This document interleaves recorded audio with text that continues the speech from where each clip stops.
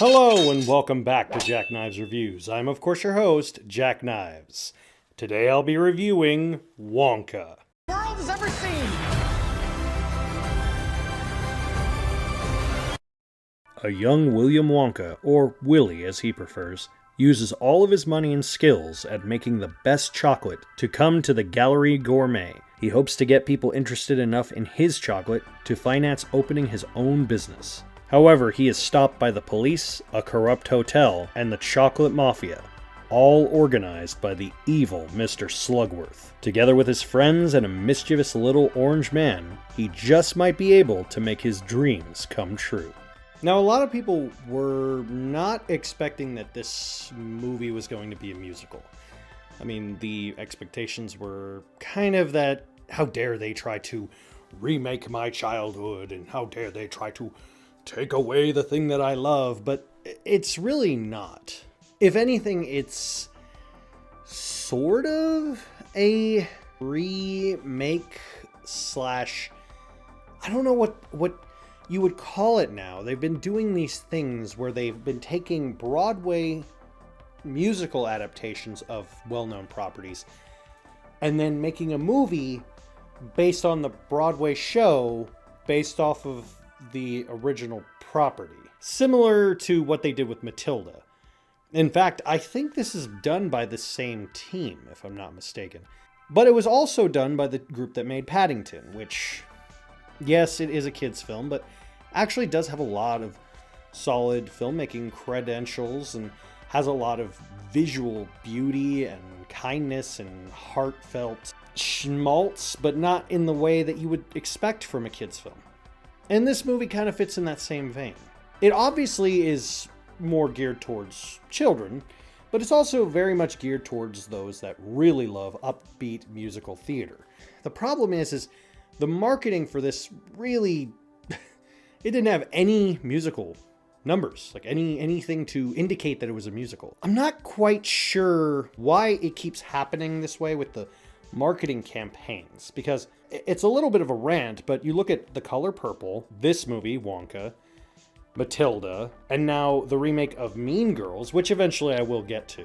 It's like they want to market the fact that it's a musical, but they don't want to have any music in it, and they don't want to give away any numbers, and they don't want to have anyone who likes the musicals to be disappointed, but they also want them to come see it, but they want to appease the old crowd, but they also don't want to be judged based off of the old property. I'm like, are you okay? Do you know what you want? It's beyond me, the marketing campaigns for these movies. The movie itself, though, has a lot of visual beauty to it. The cinematics, the sets, the iconic kind of outfits that are simultaneously the perfect balance of fictional dirt, if that makes any sense. Oftentimes, I think when they do a remake or an adaptation, they try to go too much in the heavy and the real.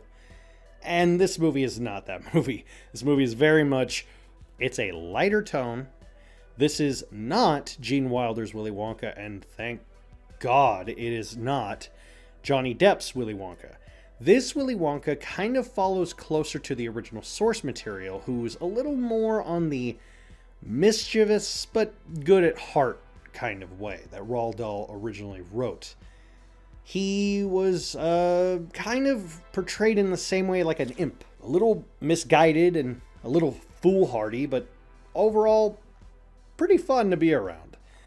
And you take that kind of a character and you make him a lot younger, and that's essentially what this version of Willy Wonka is. Timothée Chalamet, or Timothy Chalamet as many of you may know him, is probably one of the nicest kind of actors I've ever seen.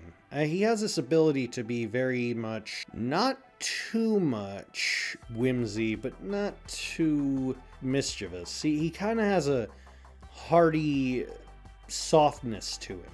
And I like that about his character. The problem is he doesn't really have much to do in this movie. I mean, yeah, there's conflicts, there's some couple of issues here and there.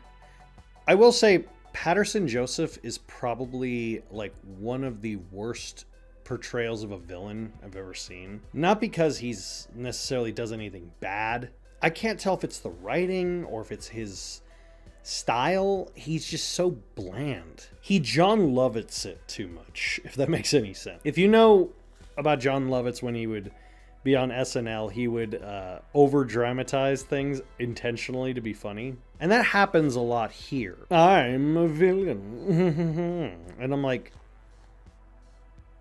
I get it's a kids movie, but like, do you have to keep reminding me it's a kids movie? Like, you know, just a little bit of gravity, just a little bit. The other two guys have actually no personality whatsoever. The only difference is one is basically Nardwuar from Doctor Who, and you know, I used to love the actor, but then I see his one shtick character, and that's it. And now I'm just like, oh, okay, I guess you're here too. The other guy, his only character trait is that he almost vomits every time he hears the word poor. So I'm like, okay, and what else? I will say, though, the one character who always made me laugh, just because he could tell, it's almost like the opposite of the main villain, but Keegan-Michael Key is like the most generically funny, over-the-top character. I love him as the police commissioner because he literally sounds like me when I imitate a guy who's dumb. Like when I do the, hey, you know, what you gonna do? Like, that's his character. That's literally his character, and he's so funny. So imagine that voice on a character who's just addicted to chocolate, and he's like, hey, you can't be so chocolate. There's just no way. And it made me laugh so hard because you're like, okay. I mean, you could tell from the press junkets and all the things leading up to the movie that the two people that are having the most fun are definitely Timothée Chalamet and him. They are just like, this is fun. We're having a blast. Let's make the most of it. We know it's not high art. Let's just have fun with it. But then some of the other cast, it's like, I don't want to be here. And I'm like, then don't. Leave. Especially Hugh Grant. Like, oh my God. If there was ever a person, like an avatar of a person not wanting to work in Hollywood, it's Hugh Grant. Like, holy shit. Like, he really did not want to do this movie. Like, he ran this movie down while he was doing press junkets. And he was crapping on it. And like people, and I'm like, dude, it's for kids, man. I mean, you want to be taken seriously as an actor, but when you spent the last, I don't know, 30 years playing the bumbling love interest who's going, I'm terribly sorry.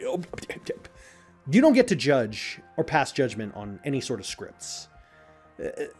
No. That's like John Waters, who I do appreciate his work. But that would be the equivalent of John Waters basically saying that the Oscars aren't worthy of him. And it's like, stay in your lane kind of thing. You know what I mean? Not that he would do that, but I'm just saying. It's that equivalent. I did like Calla Lane, the young girl who played Noodle. She had a lot of spark. She was fun. You know, there's something there. Not much, but there's something there. And she did show a restraint to her acting, which a lot of kid actors kind of try to overdo it, and she didn't. She did a pretty fun job of doing what she was doing. There's a lot of great visual effects in this. There's some cute humor, and it kept my interest throughout the whole production, which for kids' movies nowadays is saying quite a lot, because it seems as though a lot of writing becomes lazier and lazier. But considering this was an original script, they had to use some of the songs, and the premise was kind of a little bit complicated and convoluted. Not too much, just a little bit. I had fun. I had fun watching this movie. And especially if you have young kids, I would definitely recommend this one. I give Wonka 4 out of 5. Have you seen Wonka? Let me know in the comments down below. As always, I'll see you next time.